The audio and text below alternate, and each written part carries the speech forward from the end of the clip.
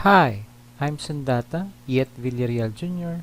Welcome to Video Assisted Instruction Software Package Series. Right now, we go directly to our hands-on activity and let's open beginner number 11 and let's check out the topic we have. The first topic is move data using the clipboard, and the second topic, which is also the last topic, is move data using drag and drop. To do this topic, move data using the clipboard, what you need to do first, just in case it is clear and the clipboard is not already been displayed, you can click this one on the ribbon, okay, then it will display, and then you're going to copy this using Ctrl C, or you can click this one.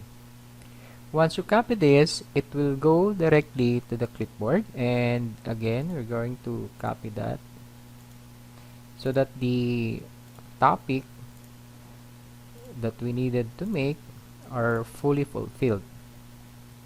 Now, since we already copied the data right here to the clipboard, so we can do the topic move data using the clipboard. How to do that?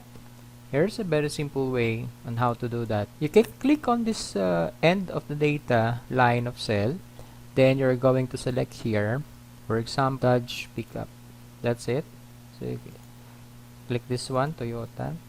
So that is how we move data from the clipboard going to worksheet, or we're going to move data using the clipboard. Our second topic is move data using drag and drop. So we're going to move that in a way that, so I'm going to click right here. Then we have the active cell, and this active cell has its guide as a rectangle. Now you can point out any sides of the rectangle. Once the crossbold pointer, okay, replaces with the arrow and cross pointer, so what you need to do is to click, then you can drag. So move data using drag and drop. So I'm going to drag, hold on the mouse that you click and move. That's it. So that is how we move the data, okay, using drag and drop. Okay, that's how the topic works. That's all for today. Thank you for watching and good luck.